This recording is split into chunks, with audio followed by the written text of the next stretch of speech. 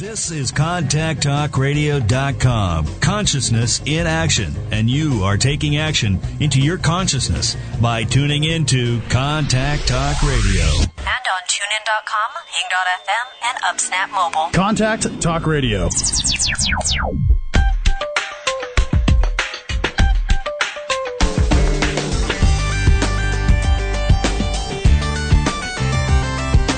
You're listening to Dear Venus with your host, Venus Andrecht. Hey, hi everybody. It's nice to see you. January 15th, 2013. Topic today is deathbed visions. We'll get into that in a minute. Let me give you a phone number first, because I do readings on air, and I'll tell you what, the phones are really bouncing today. I don't know what's going on out there, but they're just flashing lights all over. The number is 1-877-230-3062, and this is all countries, by the way. Number again, 1-877-230-3062. I have a live show every Tuesday, 1 p.m. Pacific, 4 p.m. Eastern, for those of you who want to know when I'm live, when you can call in. And I'm going to read you just a couple of testimonials. I like to do that so you know I hopefully know what I'm doing here. Because I'm a medium, telepath, and empath, all the clairs. I do it all. I try it all. Here's from a lady that I work with off and on. She's in another country. Dad is doing well. Thank you. He's feeling good and steady. Both of them, Mom and Dad, appear to live in peace and take care of each other. And this is what I want for them. Thank you, Venus, very much. I'm really grateful for your help. I feel it would be right to repeat the session every 6 months to ensure the best result. Once again, thank you, Venus, for your care.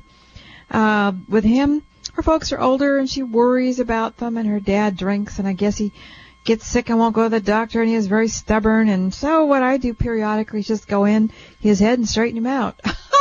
And fortunately, it works, and they have peace for a while until we need to do it again. Let's see another one here. Thanks so much for the reading and the mojo. I can feel it, of course. I can truly tell that you cleared a lot of negative energy for me that day.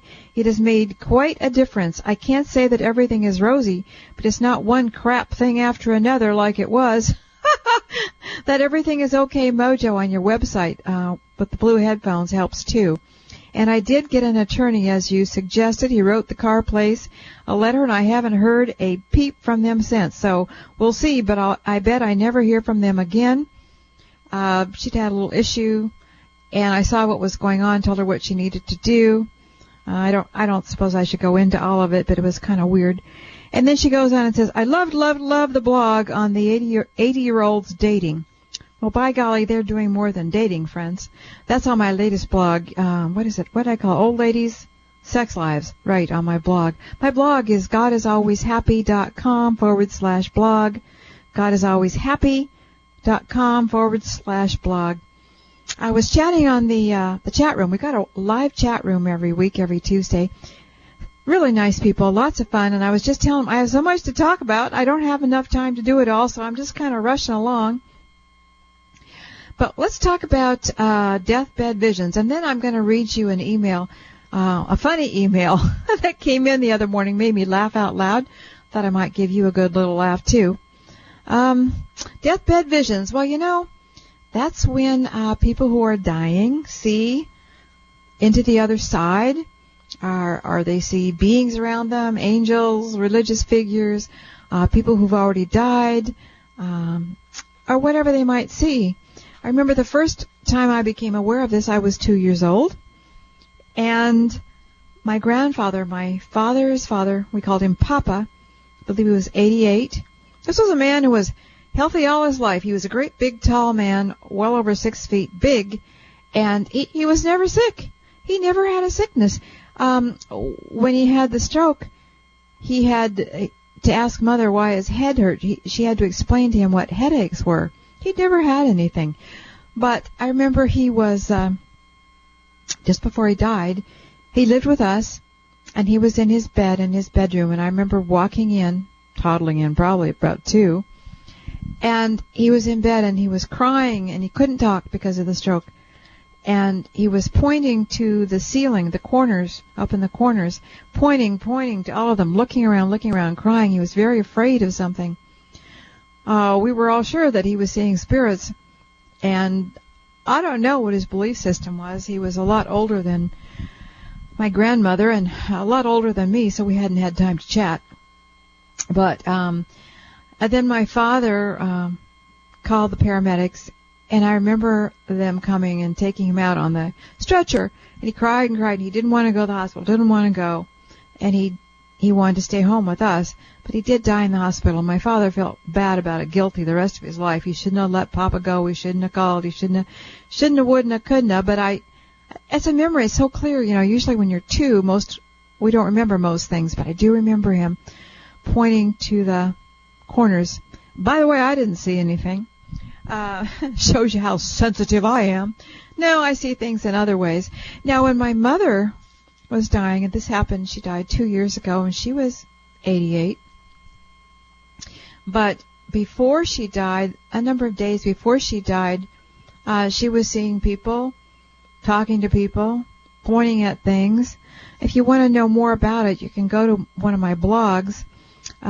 Is Heaven Really Like This? 2 messages from my mother. It talks about the day, I think it was the day before she died, or a few days, things that were happening. That would be December 19th, 2010. So December 19th, 2010. There's a few things about that time that I wrote there. That would be godisalwayshappy.com/blog. But I remember she had a really good friend named Alice while we were growing up. And Alice had a lot of kids, 5, mother had 6, and they used to get together and have coffee, and Alice smoked the whole time. Alice did eventually die of lung cancer. So did my mother. She never smoked, but she was with Alice all the time, breathing that secondhand smoke. But, and I remember all of us kids playing around the two of them, and they'd shoo us all outside, but I would stay there hiding as best I could because I really enjoyed listening to their conversations. I got to learn a lot of gossip, a lot of things about what was going on in town and other people we knew. But Mother really missed Alice because Alice had died quite a while before she did. And she kept telling us, "Oh, there's Alice," she'd say from her bed. "Oh, there's Alice! Alice!" Things like that. So, yeah, go and read that. And also Steve Jobs. I think we all know Steve Jobs, right? You probably heard that just as he was dying, going over to the other side, he was saying, "Oh, wow! Oh, wow! Oh, wow!" So, obviously, he was having some deathbed visions. You can imagine what he was seeing over there. Maybe something he didn't expect, but he was pretty happy about it. And I have a book here. It's called The Last Frontier, Exploring the Afterlife and Transforming Our Fear of Death by Julia Assante, Assante, Ph.D. And, I love to read about death and hereafter and all that. I mean, a lot of it's my work. But I thought I'd read you just a couple of things she had to say about deathbed visions. She says, although a great majority of them happen within the last 3 days of life, others occur a month or even a year before death. In general, deathbed visions are often followed by mood elevation. Some patients may temporarily revive, exhibiting renewed strength and mental clarity. Wow! On the blog, I have a story there about that happened to my mother. She hadn't been eating or drinking for almost a week. And one morning early, her caregiver, Sanja, called me and said, "Your mother wants you to come over for coffee." And I said, "What?" She'd been comatose. I mean, for almost a week. I said, "She wants me to come over for coffee?" Said, "Yeah, come on over." So I did, and all the other kids gathered, and Mother was alert, sitting up, full of energy. She drank coffee with ice cream in it. Then she wanted to eat. She says, I'm hungry, I want to eat." So I made her favorite foods, mashed potatoes and gravy, and I can't remember what else, and she wolfed it all down. I mean, this is a woman who she hadn't even been drinking water. And she was eating and drinking like the proverbial horse and asking for more and talking about food. And she told us all our fortunes. And it was quite an enlightening day. And finally everybody left because she was getting tired. I came back in a few hours, and just as I walked in the door, she was sitting up, trying to get out of bed. She says, "Oh, honey, I'm so glad you're here. I'm so glad you're here. They're here to get me." I said, "Oh, good." I thought, I'm going to help her over. She said, "Bring me my shoes." So I ran to the back room and got her little shoes, and I said, "Lie down, Mom," put her shoes on. And then we went off on a very interesting journey. And I don't have time to go there, but I wrote it out. It's on the blog. So if you'll go to my blog, ScottisAlwaysHappy.com/blog, look for 12/19/2010 through there, and you'll find some of this stuff. Fascinating. It was just absolutely fascinating. And then also I got a couple of messages or more from her after her death, and I put those there. But moving right along, we're talking about deathbed visions here. Let me see. Here's something else. I'm looking at this book again. She says, in one case, Ralph began having visions of his childhood friend Steve a few weeks before he passed.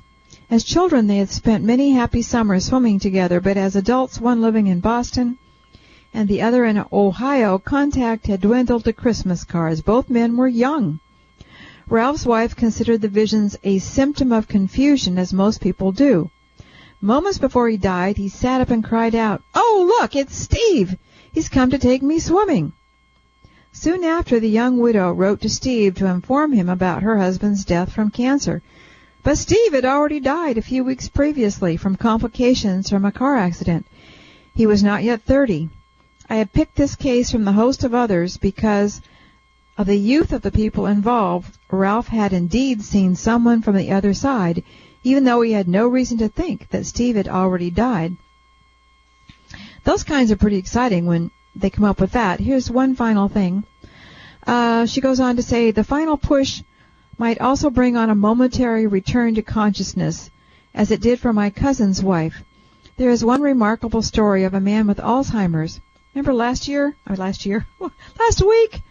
I looked into somebody's dad who had advanced Alzheimer's, and he was reliving an era or time in his life, remember, with all his habits. It was very fascinating.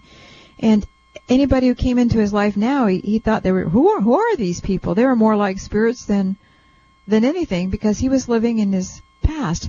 Anyway, okay, so she goes on. This was a man with Alzheimer's who was unable to speak and had come close to being comatose over the course of 10 years.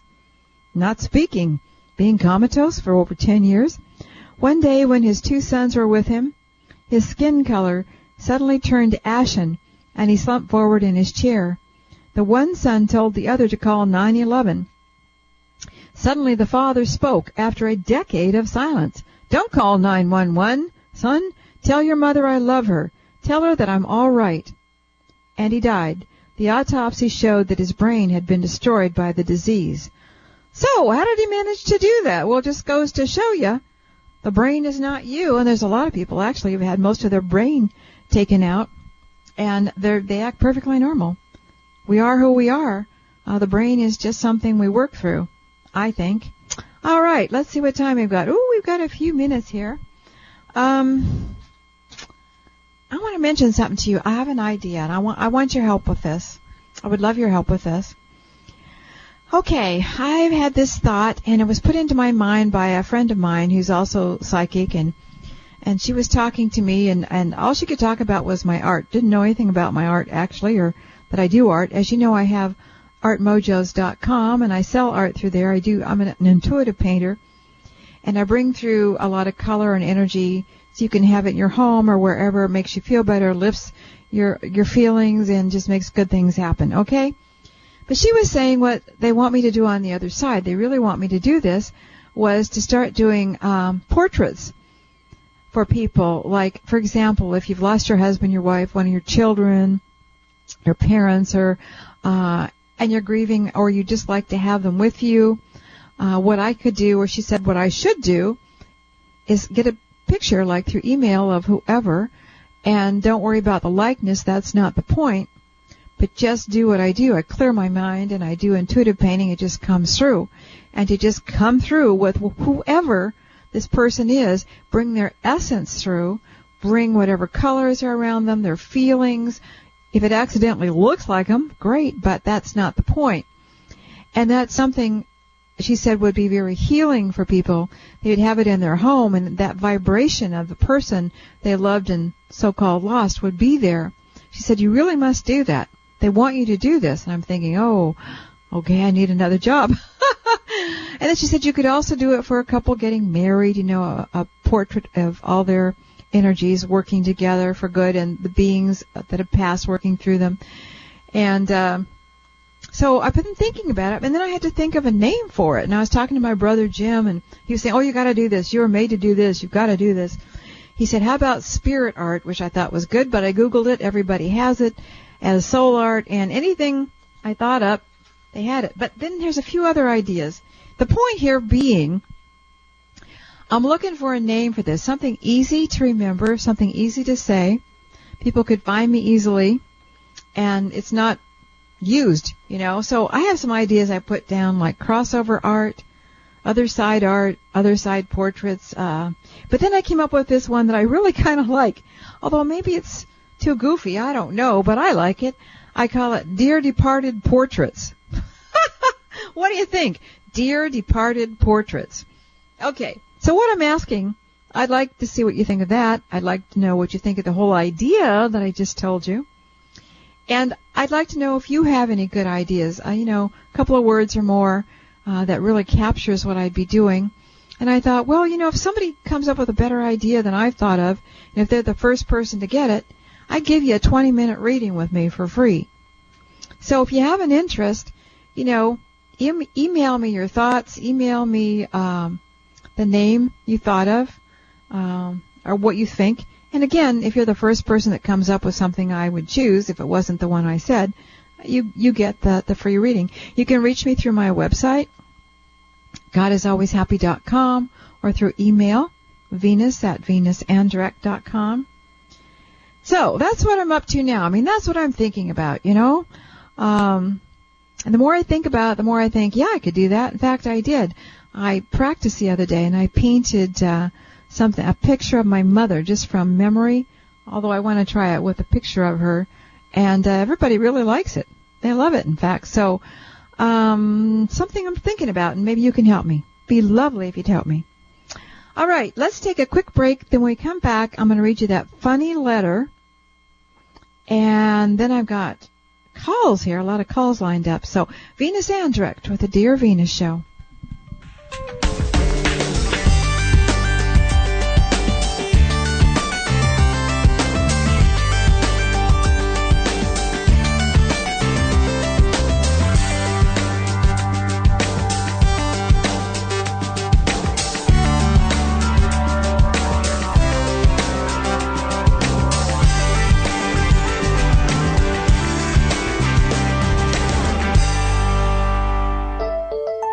Do you love and benefit from the good energy mojos that Venus has on her website? Do you sometimes feel it when she tosses mojos to you on her radio show? If so, you will extra like her paintings and wall switches, because as Venus paints, she fills her work with powerful, good energy mojos. Venus says, when you have these on your walls, your home or workplace is always filled with good mojo to help things in your life go better for you. When you purchase this very popular art from Venus, she also puts a personal mojo in the piece just for you. You can see and purchase all this great energy art on artmojos.com. That's artmojos.com. Intentionally bring more power of the universe into your life. Many people say that Venus's paintings are always working for them. Let them work for you too. Some people tell me they listen to my archive radio shows at night because I put them to sleep. When I complain, they say, oh, it's the sound of your voice, Venus. I love it because it relaxes me. Well, okay, that's good then. You can find all my archive shows on iTunes, Pinterest, and YouTube. To find my live and other archive shows, please go to my website, GodIsAlwaysHappy.com, and look under radio on my site. That's GodIsAlwaysHappy.com. And sleep tight. Don't let those bed bugs bite. Want to win a phone reading with Venus? Venus announces a new winner's name every Tuesday on her Dear Venus show. It's easy to get in the possible winner's pot. Go to her website and look for the blue headphones. Click on them, and you'll get a free MP3 mojo from Venus called No Matter What Happens, Everything Is Always Okay. People say Venus's mojos bring many good results into their lives. Clicking on the blue headphones puts you on Venus's latest mailing list, where she draws the names for free readings. If you have never clicked on the blue headphones, you're not on the current list. Venus's website is godisalwayshappy.com. That's godisalwayshappy.com. And while you're there, look for more MP3 mojos that you can purchase for a nominal price. You'll be surprised at the happy results they may bring into your life. Are you ready to stop suffering over men? Are you seriously ready to be happy? Are you ready to have a great love life? Venus finally found the answers for an emotionally happy love life. She wrote the 5-star book about how you, too, can change your life with certain men, or even certain women. In it, you'll read the horrifying and funny true stories of Venus's former love life, and the true tales of many of her friends and clients, and how they all finally escaped the crying, whining, moaning, emotional trap to find real love and happiness. The ebook is titled Certain Men, How to Unlove Them, Unneed Them, and Replace Them with a Good Guy. It works with certain women, too. People say this book has saved their lives. You can read the first chapter on Venus's website, godisalwayshappy.com. You can find Certain Men as an inexpensive ebook at all the online bookstores. Certain Men. Are you ready to give them the boot? Are you ready for good love? Certain Men, the ebook by Venus Andrecht, now available at all online bookstores.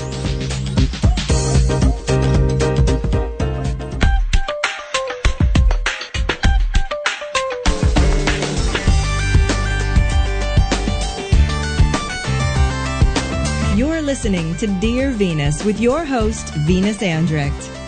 Hi there. Okay. Next show, which will be next Tuesday, January 22nd, 2013. Who goes to heaven? Well, we're going to find out who goes to heaven, so join me then. And I've got another blog coming out tomorrow, January 16th, 2013. I got like 3 different ideas to write, so I'm not sure it's going to be a surprise. So look for it. Look for it later in the day. You can go to my blog site, and it should be up by then. Also, if you want to, sign up to get the blogs, and then you get it all the time, every week. You don't have to look for it. Hey, and if you like my blogs, please email them on. It makes me feel good to know people are reading them. If you want me to keep writing them, you got to send them out so people read them. Thank you. All right. Also, I'm on Google+, you know that, under Venus Andrecht, all lowercase, ANDRECHT. I'm going there more and more because of my problems with Facebook. And let's see. Let's just read this from Barry before we get over to the calls. This is from Barry. Barry used to be on the live chat room a lot. He's in Australia. And he sent this to me the other morning. I hadn't heard from him for quite a while. He used to email me a lot. Dear Venus, it's me!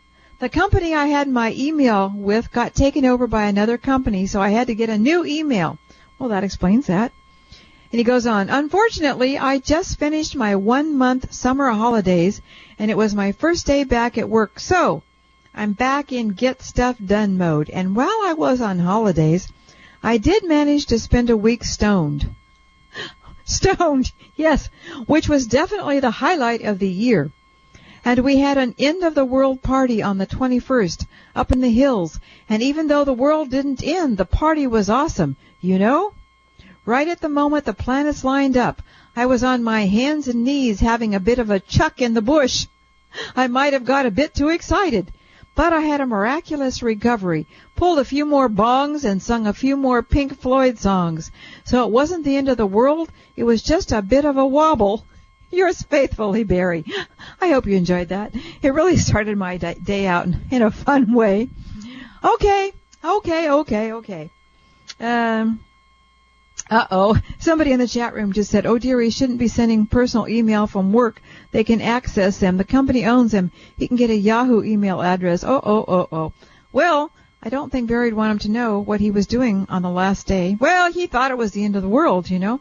Okay. Let's move over here and see if it's an end of the world for any of you on the radio. Let's go with Susan in Marshall, Texas. Susan, hello.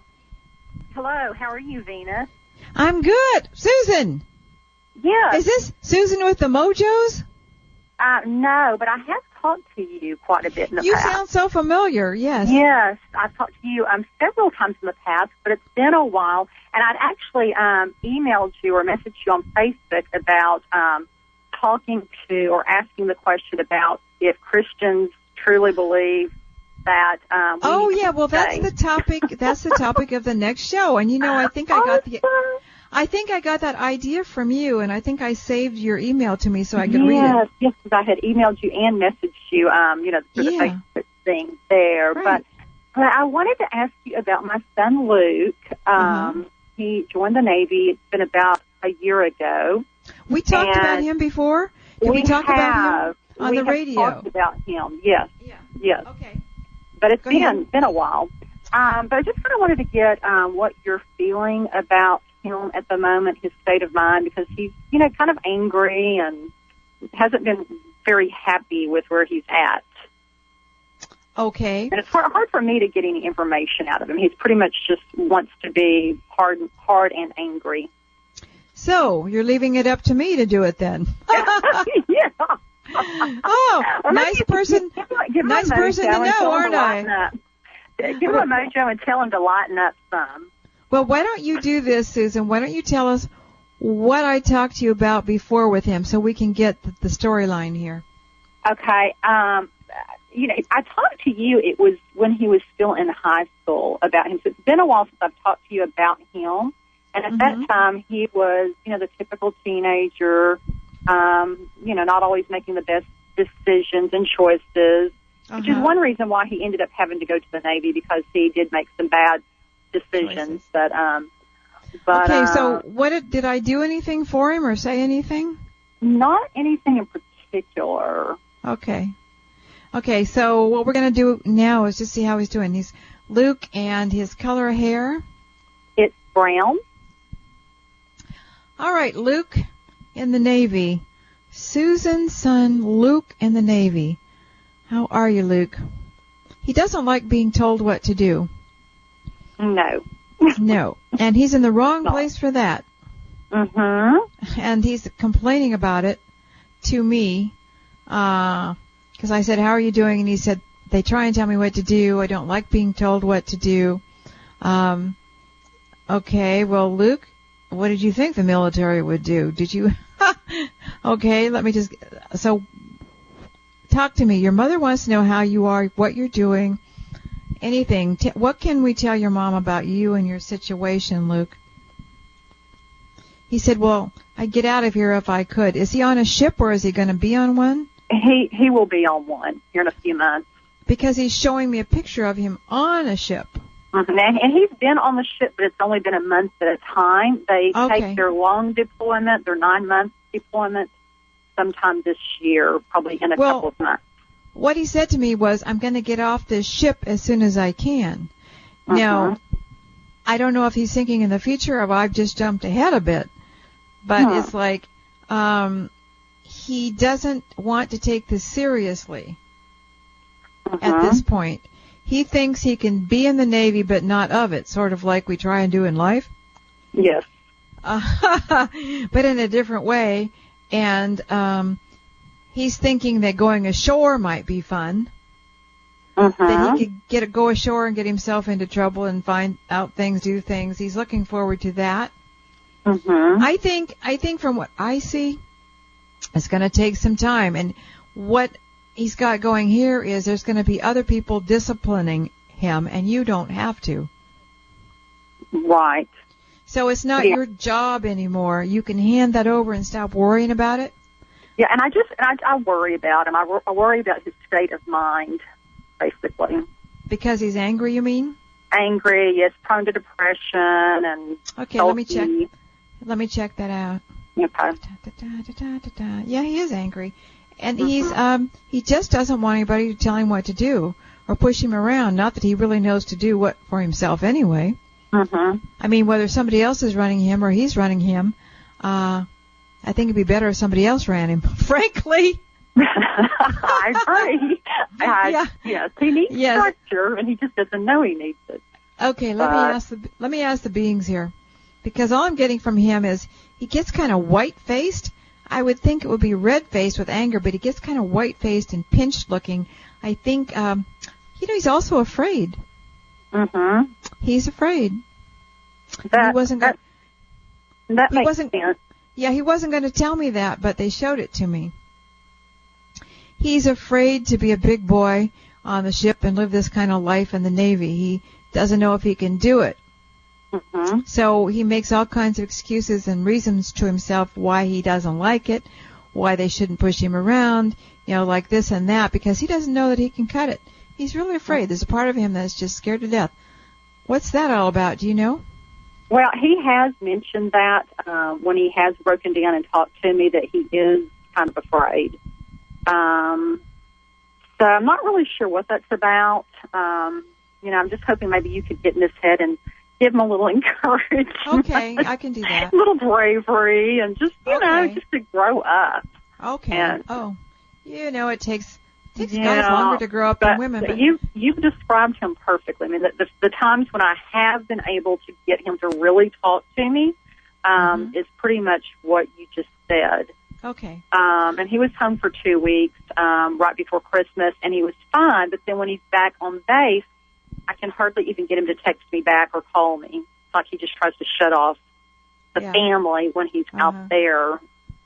Well, he tells me several reasons. He's a big boy, and also because to wall himself off, it makes him feel like he's bigger, stronger, older than he is from the family, that kind of thing. Yeah, and he has mentioned it helps him to, like, he needs to try to forget, or he gets very homesick, in other words. So he's told me that he just, when he's out there, he's so homesick, it's better for him not to talk to us. Right. Okay, so let me get into his head now and see what I can do here.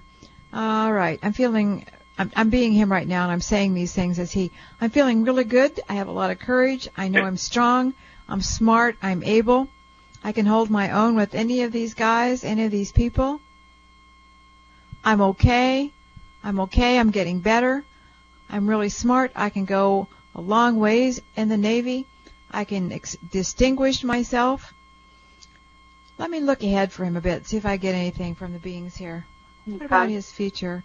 I'm just asking me, what do we see for him? Well, he's going to have a little trouble getting himself straightened out. There's going to be some head knocking. Somebody may knock his head a bit. Head knocking, there's a saying about that, knocking your head against walls, or somebody knocking your head together with somebody else's head. There'll be some of that going on.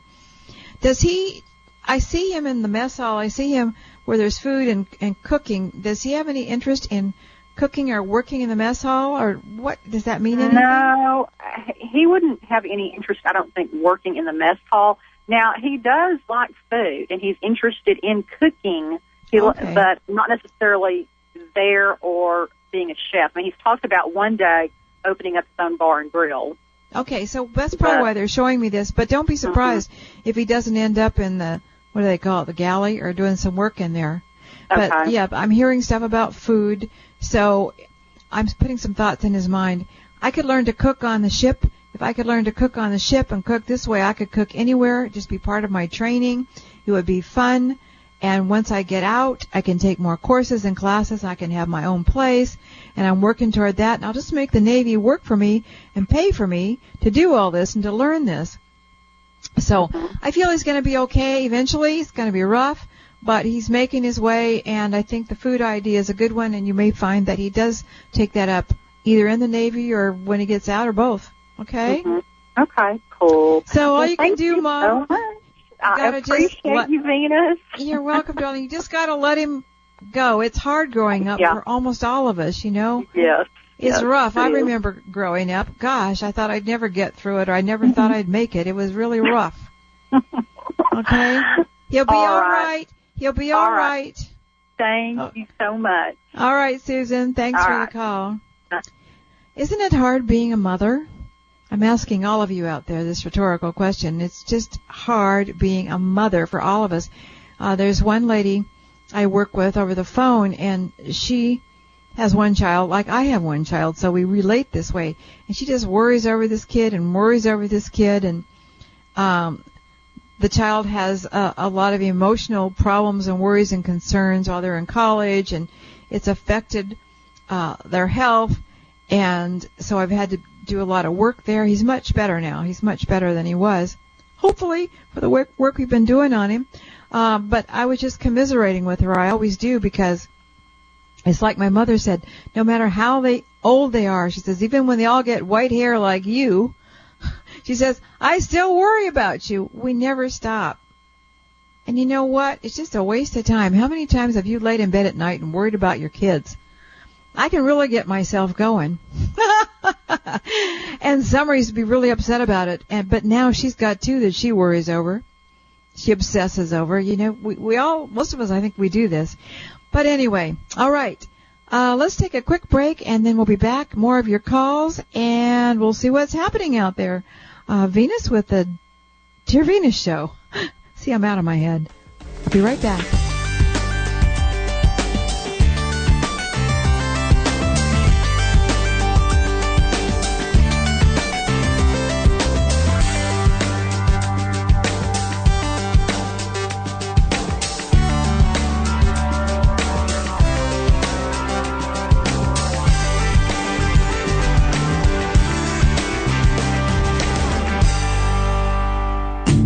Attention business owners and entrepreneurs. Are you looking for help with your online marketing? Or do you need a beautifully designed custom website that you can edit yourself at an affordable price? Contact Heather at StudioThirdEye.com. She will make it happen for you online, from website design, branding, social media, to getting found on the internet. You can reach Heather at StudioThirdEye.com. Heather's professional and fair and has many happy clients from small and mid-sized businesses. Find her at StudioThirdEye.com. That's Studio, ThirdEye.com. Or you can email intuitiveinternet@gmail.com and tell her what you need to accomplish. Heather will make it easy for you.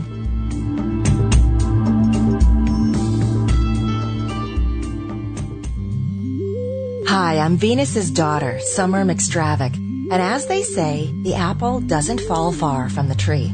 That's why I think you might enjoy my podcast, Flow Dreaming. It airs live on Tuesday, right before Venus's show. Or you can find it on iTunes or at my website, flowdreaming.com. I work with energy and I look in people's lives just like Venus, except I call what I do flow dreaming, and I teach other people to manifest and create in their lives using this flow energy too. So I hope you'll check out my podcast, Flow Dreaming, on iTunes, CTR, or at flowdreaming.com. Venus thinks the world needs cheering up. Let me tell you, her blog certainly does that. Every week it's a true story about her life and the people in it. Here are a few comments. Oh, thank you. I am laughing so hard. Every Wednesday it's great to start my day like this. And love, love, love to read your blogs. You always make my day. I have emailed your blogs onto many people this year. And your blogs are profound, prophetic, and wise. They make me laugh and cry and everything in between. And, okay, Venus, I almost spewed coffee out of my nose reading this one. Too funny. By the way, her family subscribes to her blog for their own protection. You can subscribe too. Just look for the orange-colored feed at the top of the blog. You can find the latest and often harrowing adventures in Venus's life at godisalwayshappy.com/blog. That's godisalwayshappy.com/blog.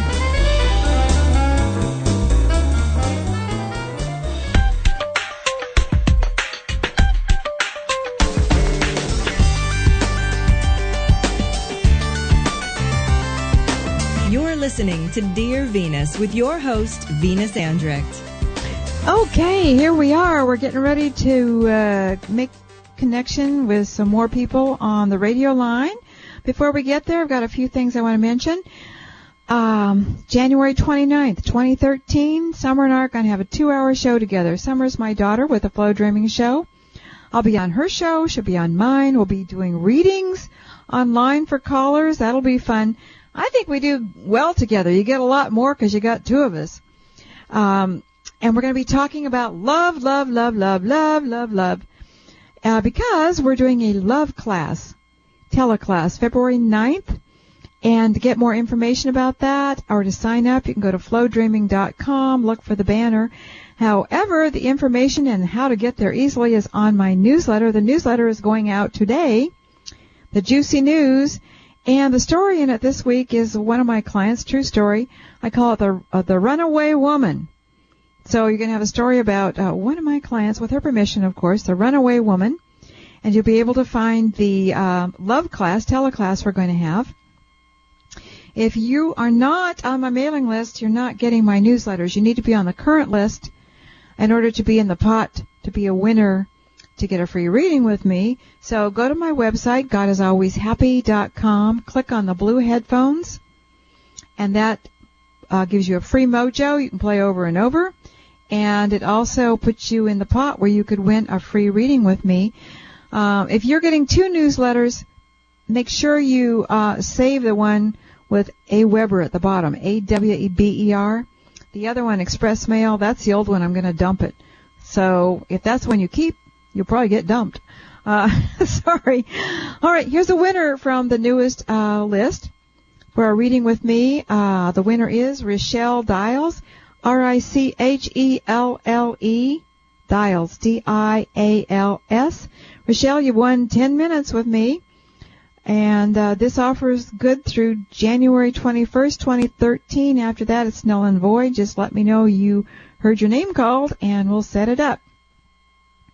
Also, mojos. Oh, somebody said, be sure you do a mojo, and I've got to remember that. I have a lot of mojo testimonials, and I was going to read you some, but I have so many papers flying around, I don't know where they are. But if you want a free mojo, just go to my blue headphones. Otherwise, I have a ton of mojos, nominal prices in my mojo store. You can find that on my homepage. And they're good energy for just about everything you can think of. Whoa, I've been racing along today. Let's get to the phones, though, shall we? Because we want to take some calls, and I want to get a mojo out there for all of you. As you know, these mojos work when the show is live, and they also work archived. So let's start with Patty, Chicago. Patty, hello. Hi, Venus. How are you? Good. What are you doing out there? What are we going to look at? I was calling regarding my son, Michael. Okay. He's 4.5 years old. He has a developmental delay or speech delay. It's like and he attends special services where they're working with him. And I've been told by Spirit not to worry about that he's fine, that it's all for bigger reasons. But because of that, I was told not to really push the potty training. He's 4.5, and we're trying to transition him to be ready for kindergarten, next school year. Right. And he is not showing any interest whatsoever. Oh dear! And they frown on this if you send them to school and they haven't been potty trained. Right. And I'm trying, and he doesn't want anything to do with it. Okay. Well, what if we were all like that? I just had a mental picture which we don't need to go into. Okay, Patty, how old are you? What kind of work do you do? I'm 44. I do office work. And okay, that's good. And Michael's 4.5. What color is his hair? Dark brown, black. Okay. Are you married, single, divorced? Married. Okay. Just in case he shows up here. All right, I'm coming in to you, Patty. Patty. What color is your hair? Did I ask you? No, it's dark brown. Okay. There you are. Okay, I'm popping in, plopping in, and I am potty trained. Sorry. You don't need to worry about me. All right. Okay, I'm in Patty's head. Patty. Look at your eyes. Is he your only child? No, I have 3. He's my youngest. But you must spend a lot of time thinking and worrying about him. Is that right? Yes. Fixated on him, sort of like, I guess this is kid day. The caller we were talking about before, we get so wrapped up in our kids, especially the troubled ones, the problem ones.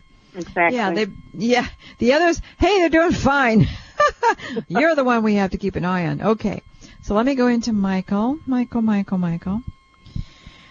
And did you say he doesn't talk yet? He's come a long way. He's starting to get very much conversational, but he still has a lot of jargon. Okay. Well, let's see how he sounds with me. Michael, I'm a friend of your mom's. Can I talk to you? Okay. He's letting me in. All right. And he's quiet right now. He's sort of feeling me out. I don't blame him. Who is this strange woman? He seems a little shy, and then he looks up at me like, well, who are you? I said, well, I'm a friend of your mom's. I'm a lot of fun. I'm just here to help you and chat with you. I hear you're going to go to school. You get to go to kindergarten. That's really fun. You know, they give you cookies and crackers and milk and things in kindergarten. Did you know that? He's looking at me, sort of purses his lips like, like really? Like, is that supposed to be a big deal? Well, it was to me. Okay. I'm trying to work around to his problem here. Okay. Your folks are trying to get you to go to the bathroom and the potty. And they say you don't have any interest in it, but you can't go to school unless you learn to use the toilet. So how do you feel about that? Tell me how you feel about that. It scares him. The potty scares him. Does he ever act like that around it? He's afraid he's going to drown. He's afraid he's going to fall in. It's like the water. There's something about it. It seems so big to him. Do you have a smaller one? There's a smaller one at his school, but we have obviously a regular one at home. Well, have you ever tried those little potty pots, those little things? Mm-hmm. Because that was the first thing he said, it's so big, it's like it has a big mouth on it. You know, a lot of times, if you remember back, kids have funny ideas about things, like, this is big and has a big mouth on it. It could, like, swallow him or take a bite out of him. I'm getting thoughts like that. Okay. You know, when I was a little, I had a big wooden duck thing you'd put on the pot. And I'd get to sit on the duck, and had a big duck head, it was a wooden, big green, I can still remember it. Yeah, they have those little inserts that you put on top of the potty. I've got one of those. I've got an individual one that sits on the floor. Okay. But he needs to feel real secure, like nothing's going to swallow him or bite his butt, or it's just, he keeps showing me that. So I'm asking him, well, what would make you feel better? And it's kind of hard with little kids here. What would make you feel better? What would make you excited about going on the potty? Well, have you tried tempting him with cookies and things he likes to eat? Nope, I haven't tried that. Well, why don't you try that? It's like putting him on the potty and sitting in front of him with cookies, or the best kind of cookies, or something, whatever it is he likes, and just sitting there in the bathroom. You know, as soon as you go, you can have this cookie. It's yours. You know, let's just try and go a little bit. Just squeeze out a little tinkle, tinkle, tinkle, tinkle. You could even sit there. Tinkle, tinkle, tinkle, tinkle, tinkle, little star. Sing. Turn on the water. Make it a game. Make it fun. Okay. I can see you'll be spending a lot of time on the floor in your bathroom singing tinkle songs. Try and have fun with it, Patty. Okay. Because what it's getting to be is getting to be just a real huge chore and a worry, and he's picking up on that, and it makes him worry more and also be less inclined to do anything about it. Okay. So what they're telling me is you got to make it fun. You got to think up things. You could even dress up in a giraffe suit and hoof around while he's sitting on the pot. I mean, weird, fun things. Okay. To make it interesting to go into the bathroom and sit on that pot. Whatever you can think of, get real creative. Okay. And wacky, okay? Thank you so much. All right. You're welcome. Right. Bye-bye. Bye. Wow. I almost feel like being re-potty trained myself after that. I kept seeing all these pictures in my head of all the different wacky things they could do. They could make it like a circus in there. Make it the best place in the house to go. Everybody be pounding on the door wanting to go. All right. Let me see. Carol in Northern California. Carolyn? Hello? Hi, Venus. Oh, hello. How are you? I'm good. Thanks for taking my call. Sure. What are we going to do today? Well, I was just wondering if you can look into my love life and see see what's going on and see if we can make that any better. First of all, do you have a love life? No. Well, then we're not looking into it, are we?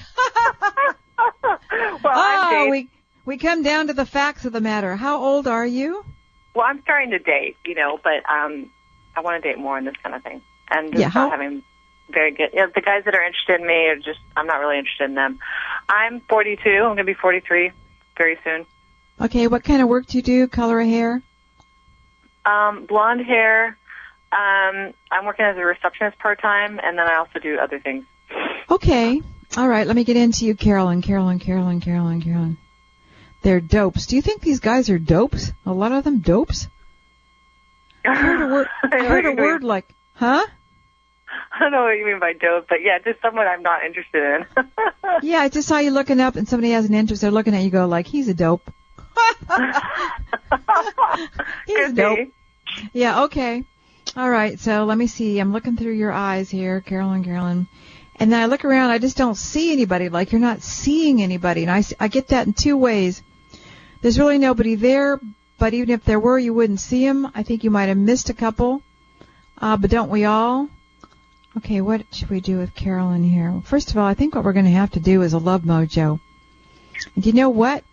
When I do it for you, I'm going to be doing it for everybody out there. So, ooh, hoo, hoo, hoo. This will be fun.